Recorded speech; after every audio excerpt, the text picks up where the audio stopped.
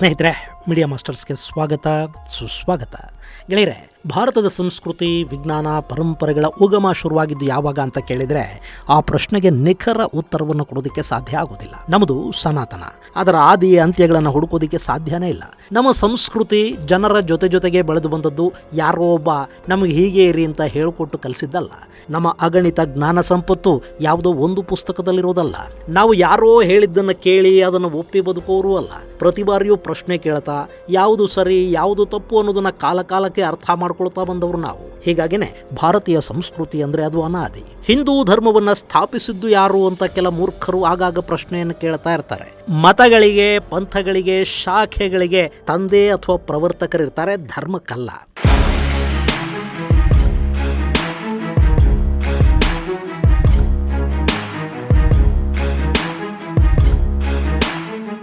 Father of chemistry ಅಂತ ಕೇಳಿದ್ರೆ ಆಂಟೋನಿ ವೆಲೋಸಿರ್ ಹೆಸರನ್ನ ಪಾಶ್ಚಿಮಾತ್ಯರು ಹೇಳ್ತಾರೆ. ಫಾದರ್ ಆಫ್ ಜಿಯಾಲಜಿ ಅಂದ್ರೆ ಅರಿಸ್ಟಾಟಲ್ನ ಹೆಸರು ಹೇಳ್ತಾರೆ. ಫಾದರ್ ಆಫ್ ಫಿಸಿಕ್ಸ್ ಅಂದ್ರೆ ಐಸಾಕ್ ನ್ಯೂಟನ್ನ ಹೆಸರನ್ನು ಹೇಳ್ತಾರೆ. ಆದ್ರೆ ಅವರಿಗಿಂತಲೂ ಮೊದಲು ಫಿಸಿಕ್ಸು ಕೆಮಿಸ್ಟ್ರಿ ಜಿಯಾಲಜಿಗಳಿರ್ಲಿಲ್ವಾ? ಹೋಗ್ಲಿ, ಫಾದರ್ ಆಫ್ ಆಲ್ ಸಬ್ಜೆಕ್ಟ್ಸ್ ಯಾರು ಅಂತ ಕೇಳಿದ್ರೆ ಹೇಳೋದಕ್ಕೆ ಸಾಧ್ಯ ಆಗತ್ತಾ? ಅಂಥವ್ರು ಯಾರಾದರೂ ಇದಾರ? ನಮ್ಮ ಸನಾತನ ಧರ್ಮ ಅಥವಾ ಹಿಂದೂ ಧರ್ಮ ಅನ್ನೋದು ಆಲ್ ಸಬ್ಜೆಕ್ಟ್ಸ್ ಅನ್ನು ಒಳಗೊಂಡ ಬದುಕಿನ ರೀತಿ. ಅದು ಯಾರೋ ಒಬ್ಬನ ಸೃಷ್ಟಿಯಲ್ಲ. ಉಳಿದವು ಸನಾತನ ಧರ್ಮದ ಸಾರವನ್ನೊಳಗೊಂಡ ಪ್ರತ್ಯೇಕ ಮತಗಳು. ಮತಪಂಥಗಳಿಗೆ ಸ್ಥಾಪಕರಿರ್ತಾರೆ, ಧರ್ಮಕ್ಕಲ್ಲ. ಇರಲಿ, ಈಗ ಈ ವಿಷಯನ ಯಾಕೆ ಹೇಳಿದೆ ಅಂದರೆ, ಭಾರತದಲ್ಲಿ ಅತ್ಯಂತ ಪುರಾತನ ದೇವಾಲಯ ಯಾವುದು ಅನ್ನೋದು ಒಂದು ಪ್ರಶ್ನೆ. ಅದಕ್ಕೆ ನಮಗೆ ಬೇರೆ ಬೇರೆ ವಿಭಿನ್ನ ಉತ್ತರಗಳು ಸಿಗಬಹುದಾದರೂ ಲಕ್ಷಾಂತರ ವರ್ಷಗಳ ಇತಿಹಾಸ ಇರುವ, ಸಾಕಷ್ಟು ಪ್ರಾಕೃತಿಕ ವಿಕೋಪಗಳಿಗೆ ಮಾನವ ನಿರ್ಮಿತ ದುರಂತಗಳಿಗೆ ದಾಳಿಗಳಿಗೆ ನಾಶಗಳಿಗೆ ತುತ್ತಾಗಿರುವ ಭಾರತದಲ್ಲಿ ತುಂಬಾ ಹಳೆಯದನ್ನು ಹುಡುಕೋದು ಹೇಗೆ? ಇದೇ ಪುರಾತನವಾದದ್ದು ಅಂತ ಹೇಳೋದು ಹೇಗೆ? 2-3 ಸಾವಿರ ವರ್ಷಗಳ ಹಿಂದೆ ನಾಗರಿಕತೆ ಶುರುವಾದ ದೇಶಗಳಲ್ಲಿ ಯಾವುದು ಹಳೆಯದು ಅನ್ನೋದನ್ನು ಹೇಳ್ಬಿಡಬಹುದು. ಆದರೆ ಭಾರತದಲ್ಲಿ ಸಾಧ್ಯ ಆಗತ್ತಾ? ಆದರೂ ಕೂಡ ಪುರಾತತ್ವ ಇಲಾಖೆ ಇದುವರೆಗೆ ಸಿಕ್ಕ ಅವಶೇಷಗಳ ಆಧಾರದ ಮೇಲೆ ಅಂಥದ್ದೊಂದು ದೇವಾಲಯವನ್ನು ಗುರುತಿಸಿದೆ. ಮತ್ತು ಇದು ಸದ್ಯದ ಮಟ್ಟಿಗೆ ಸಿಕ್ಕಿರುವ ದೇವಾಲಯಗಳ ಪೈಕಿ ಭಾರತದ ಅತಿ ಪುರಾತನ ದೇವಾಲಯ ಅಂತ ಹೇಳ್ತಾ ಇದೆ. ಅವರ ಪ್ರಕಾರ ಅದು ಸಾಮಾನ್ಯ ಶಕ 108ರಲ್ಲಿ ನಿರ್ಮಾಣವಾದ ದೇವಾಲಯ ಅಂತ ಆರ್ಕಿಯಾಲಜಿ ಇಲಾಖೆ ತಿಳಿಸಿದೆ. ಈ ಪುರಾತನ ಮಂದಿರ ಇರೋದು ಬಿಹಾರದ ಸೋನೆ ನದಿ ದಡದಲ್ಲಿ. ಅದನ್ನು ಮುಂಡೇಶ್ವರಿ ದೇವಾಲಯ ಅಂತ ಕರೀತಾರೆ.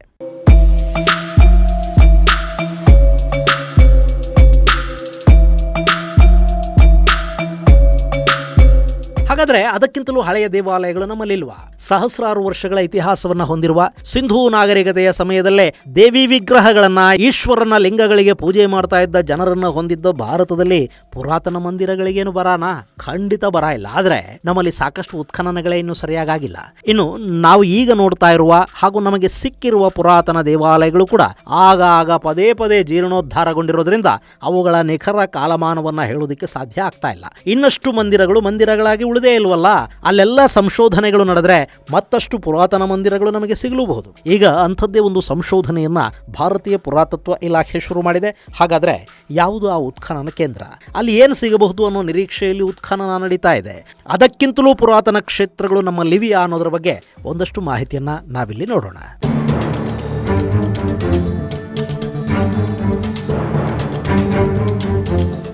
ಗೆಳೆಯರೆ, ಭಾರತದ ದೇವಾಲಯಗಳು, ಅವುಗಳ ವೈಶಿಷ್ಟ್ಯ, ಮನಮೋಹಕ ವಾಸ್ತುಶೈಲಿ, ವಿಗ್ರಹಗಳು ಇವೆಲ್ಲವನ್ನು ನೋಡಿ ಪಾಶ್ಚಾತ್ಯರು ಅದೆಷ್ಟು ಹೊಟ್ಟೆ ಉರ್ಕೋತಾರೆ ಅಂದರೆ, ಇವು ಯಾವ ಮನುಷ್ಯರು ನಿರ್ಮಾಣ ಮಾಡಿರೋದೇ ಅಲ್ಲ, ಏಲಿಯನ್ನುಗಳು ಬಂದು ಕಟ್ಟಿದ ಕಟ್ಟಡಗಳು ಮಂದಿರಗಳಿವು ಅಂತ ಹೇಳೋ ಪ್ರಯತ್ನವನ್ನು ಕೂಡ ಅವರು ಆಗಾಗ ಮಾಡ್ತಲೇ ಇರ್ತಾರೆ. ಹಾಗಲ್ಲದೆ ಇದ್ದರೆ ಭಾರತೀಯರು ಅವರಿಗಿಂತ ಬುದ್ಧಿವಂತರು ಅನ್ನೋದನ್ನು ಅವರು ಒಪ್ಕೋಬೇಕಾಗತ್ತೆ. ಆ ರಿಸ್ಕ್ ಯಾಕೆ? ಏಲಿಯನ್ನುಗಳು ಬಂದು ಕಟ್ಟಿದ್ವು ಅಂತ ಹೇಳಿದ್ರೆ ಮುಗದೆ ಹೋಯ್ತಲ್ಲ.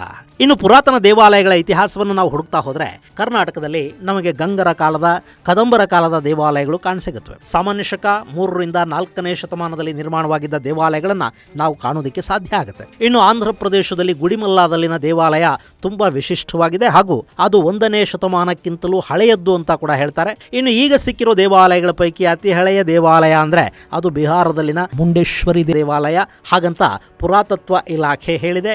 ಈಗ ಅದಕ್ಕಿಂತಲೂ ಹಳೆಯ ದೇವಾಲಯವನ್ನು ಹುಡುಕುವ ಪ್ರಯತ್ನದಲ್ಲಿ ಸಂಶೋಧಕರ ತಂಡ ತೊಡಗಿಸಿಕೊಂಡಿದೆ. ಅವರು ಮಧ್ಯಪ್ರದೇಶದ ಪನ್ನಾ ಜಿಲ್ಲೆಯಲ್ಲಿನ ನಾಚ್ನಾ ಬಳಿ ಉತ್ಖನನವನ್ನು ಕೈಗೊಂಡಿದ್ದಾರೆ. ಗೆಳೆಯರೆ, ಅಲ್ಲೊಂದು ಚೌಮುಖನಾಥ ಮಂದಿರ ಇದೆ. ಅದರ ಪಕ್ಕದಲ್ಲೊಂದು ಪಾರ್ವತಿ ಮಾತೆಯ ಮಂದಿರ ಕೂಡ ಇದೆ. ಅದೇ ಪ್ರದೇಶದಲ್ಲಿ ಈ ಮಂದಿರಗಳಿಗಿಂತಲೂ ಪುರಾತನವಾದ ಇನ್ನಷ್ಟು ಮಂದಿರಗಳು ಭೂಮಿಯ ಆಳದಲ್ಲಿರಬೇಕು ಅನ್ನೋದು ಸಂಶೋಧಕರ ವಿಶ್ವಾಸ. ಹೀಗಾಗಿ ಪಾರ್ವತೀ ದೇವಿಯ ಮಂದಿರದ ಪಕ್ಕದಲ್ಲಿ ಈಗ ಉತ್ಖನನವನ್ನು ಆರಂಭ ಮಾಡಲಾಗಿದೆ.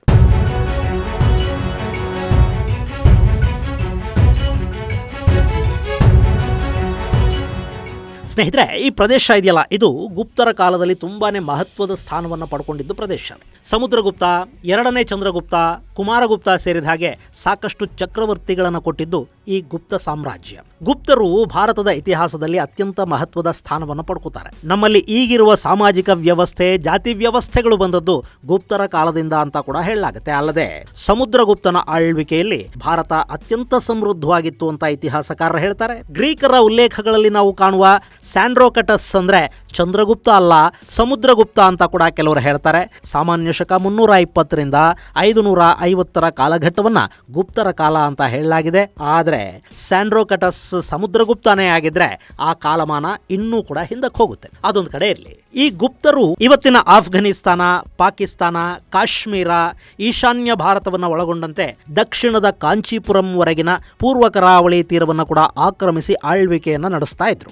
ಇವರ ಆಳ್ವಿಕೆಯ ಕಾಲವನ್ನ ಭಾರತ ಇತಿಹಾಸದ ಸುವರ್ಣ ಯುಗ ಅಂತ ಕರೀತಾರೆ. ಈ ಗುಪ್ತರ ಕಾಲದಲ್ಲೇ ಕವಿ ಕಾಳಿದಾಸ ಇದ್ದ. ಗುಪ್ತರು ಕಲೆ ಹಾಗೂ ಸಾಹಿತ್ಯಕ್ಕೆ ಸಾಕಷ್ಟು ಪ್ರೋತ್ಸಾಹವನ್ನು ಕೊಟ್ಟಿದ್ರು. ಅವರ ಕಾಲದಲ್ಲಿ ಹಲವಾರು ದೇವಾಲಯಗಳ ನಿರ್ಮಾಣ ಆಯಿತು.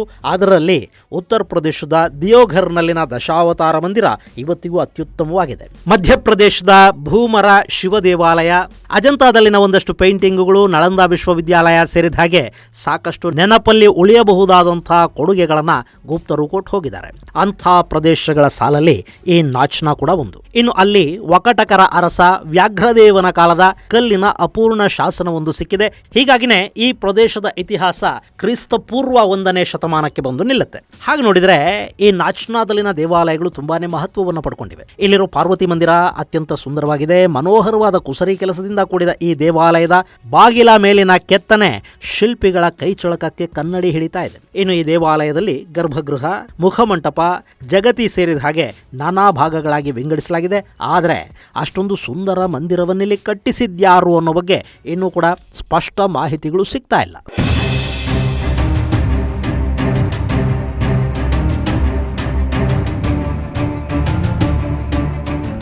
ಇನ್ನು ಇಲ್ಲಿನ ಶಿವನ ದೇವಾಲಯ ಅಂದ್ರೆ ಚೌಮುಖನಾಥ ಮಂದಿರ. ಇಲ್ಲಿ ಶಿವಲಿಂಗ 1.47 ಅಡಿಗಳಷ್ಟು ಎತ್ತರ ಇದೆ. ಆ ಲಿಂಗದ 4 ಭಾಗಗಳಲ್ಲಿ ಶಿವನ ಮುಖವನ್ನ ಕೆತ್ತಲಾಗಿದೆ. ಅದರಲ್ಲಿನ 3 ಮುಖಗಳಲ್ಲಿ ಶಿವ ಕಿರುಮಂದಹಾಸದೊಂದಿಗೆ ಧ್ಯಾನಾಸಕ್ತನಾಗಿ ಕಣ್ಣು ಮುಚ್ಚಿದ ಭಂಗಿಯಲ್ಲಿದ್ದಾನೆ. ಆ ಮುಖಗಳಲ್ಲಿ ದಿವ್ಯವಾದ ಶಾಂತಿ ನೆಲೆಸಿರೋ ಹಾಗೆ ಕಾಣುತ್ತೆ. ಹಾಗೇನೆ ಮತ್ತೊಂದು ಮುಖದಲ್ಲಿ ಸ್ವಲ್ಪ ಮಾತ್ರ ಕಣ್ಣು ತೆರೆದಂತಿರೋ ಶಿವ ರುದ್ರ ಸ್ವರೂಪನಾಗ್ತಾ ಇರೋ ಹಾಗೆ ಕಾಣ್ತಾನೆ. ಇನ್ನು ಈ ಶಿವಲಿಂಗದ ಬಗ್ಗೆ ಕೂಡ ವಿದೇಶಿ ತಜ್ಞರು ಸಾಕಷ್ಟು ಸಂಶೋಧನೆಗಳನ್ನು ಮಾಡಿದ್ದಾರೆ. ಅಂಥವರ ಪೈಕಿ ಒಬ್ಬರು ಸ್ಟೆಲ್ಲಾ ಕ್ರಮ್ರಿಶ್. ಇಲ್ಲಿ ಸ್ಟೆಲ್ಲಾ ಹೇಳೋ ಪ್ರಕಾರ ಈ ಶಿವಲಿಂಗ 8ನೇ ಶತಮಾನಕ್ಕೆ ಸೇರಿದ್ದಂತೆ. ಇನ್ನು ಶಿವಲಿಂಗದಲ್ಲಿರೋ 4 ಮುಖಗಳು ಪಂಚಮುಖದ ಕಾನ್ಸೆಪ್ಟ್ ಅನ್ನ ಹೇಳ್ತಾ ಇವೆ. ಶಿವನ ಮತ್ತೊಂದು ಮುಖ ಲಿಂಗದ ಮೇಲ್ಭಾಗದಲ್ಲಿದೆ. ಅದು ಶಿವನ ಊರ್ಧ್ವ ಮುಖ ಅಂತ ಹೇಳಲಾಗತ್ತೆ. ಈ 5 ಮುಖಗಳನ್ನ ತತ್ಪುರುಷ, ವಾಮದೇವ, ಸದ್ಯೋಜಾತ, ಅಘೋರ ಹಾಗೂ ಈಶಾನ ಅಂದ್ರೆ ಆಕಾಶ ಅಥವಾ ಸ್ಪೇಸ್ ಅಂತ ಗುರುತಿಸ್ತಾರೆ. ಈ ಪಂಚಮುಖಿ ಶಿವಲಿಂಗ ತುಂಬಾನೇ ವಿಶಿಷ್ಟವಾಗಿ ಕಾಣುತ್ತೆ. ಇನ್ನು ಈ ನಾಚ್ನಾ ಇದೆಯಲ್ಲ, ಇದು ಕೇವಲ ಶಿವಪಾರ್ವತಿಯರ ದೇವಾಲಯಗಳನ್ನು ಮಾತ್ರ ಹೊಂದಿಲ್ಲ, ಬದಲಾಗಿ ಅಲ್ಲಿನ ದೇವಾಲಯದ ಪಳೆಯುಳಿಕೆಗಳಲ್ಲಿ ವಿಷ್ಣುವಿನ 3 ಮತ್ತು 4ನೇ ಅವತಾರಗಳು ಕೂಡ ನಮಗೆ ಕಾಣಸಿಗುತ್ತವೆ. ಹಾಗೆ ನೋಡಿದ್ರೆ ನಾಚ್ನಾದಲ್ಲಿ ವೈಷ್ಣವಿಸಂನ ಪ್ರಭಾವ ಕೂಡ ತುಂಬಾನೇ ಹೆಚ್ಚಿತ್ತು. ಇಲ್ಲಿ ಶಿವನ ದೇವಾಲಯದ ಜೊತೆಗೆ ವಿಷ್ಣುವಿನ ಅವತಾರಗಳನ್ನು ಕೂಡ ಕೆತ್ತಲಾಗಿದೆ. ಇದು ಈ ದೇವಾಲಯದ ಬಹುಮುಖ್ಯ ಆಕರ್ಷಣೆ ಕೂಡ. ಹರಿ ಮತ್ತು ಹರ ಇಬ್ಬರನ್ನು ಒಟ್ಟೊಟ್ಟಿಗೆ ಪೂಜಿಸುವ ಕ್ಷೇತ್ರಗಳ ಪೈಕಿ ಈ ನಾಚ್ನಾ ಕೂಡ ಬಂದು. ಗೆಳೆಯರೆ, ಈಗ ಸಂಶೋಧಕರು ಇಲ್ಲಿ ನಾವು ನೋಡ್ತಾ ಇರೋ ದೇವಾಲಯಗಳಿಗಿಂತಲೂ ಪುರಾತನವಾದ ದೇವಾಲಯಗಳನ್ನು ಹುಡುಕುವ ಪ್ರಯತ್ನವನ್ನು ಅಲ್ಲಿ ಆರಂಭ ಮಾಡಿದ್ದಾರೆ. ಈ ಉತ್ಖನನ ಆರಂಭವಾಗಿ 1 ವರ್ಷ ಕೂಡ ಮುಗಿದಿಲ್ಲ, ಆಗಲೇ ಅಲ್ಲಿ ದೇವಾಲಯದ ಗುರುತುಗಳು ಕಾಣಿಸ್ತಾ ಇವೆ. ಇದು ಮುಂದಿನ ದಿನಗಳಲ್ಲಿ ಮತ್ತಷ್ಟು ಸಂಶೋಧನೆಗಳಿಗೆ ದಾರಿ ಮಾಡಿಕೊಡುತ್ತೆ. ಇನ್ನು ನಮ್ಮಲ್ಲಿ ಭೂಮಿಯ ಆಳದಲ್ಲಿ ಅದೆಷ್ಟು ನಾಗರಿಕತೆಗಳ ಕುರುಹುಗಳಿವೆಯೋ ಬಲ್ಲವ್ರು ಯಾರು? ಭಾರತ ಅನ್ನೋದು ತುಂಬ ದೊಡ್ಡ ದೇಶ ಮತ್ತು ಹಲವಾರು ಭಾಷೆ, ಸಂಸ್ಕೃತಿ, ನಾಗರಿಕತೆಗಳನ್ನು ಒಳಗೊಂಡ ದೇಶ. ಹೀಗಾಗಿ ಇಲ್ಲಿ ಪುರಾತತ್ವ ಸಂಶೋಧನೆಗಳಿಗೆ ವಿಪುಲ ಅವಕಾಶಗಳಿವೆ. ಆದರೆ ಆ ಇಲಾಖೆಯಲ್ಲಿ ಜನ ಮತ್ತು ಬೇಕಾಗುವಷ್ಟು ಹಣ ಎರಡೂ ಇಲ್ಲ.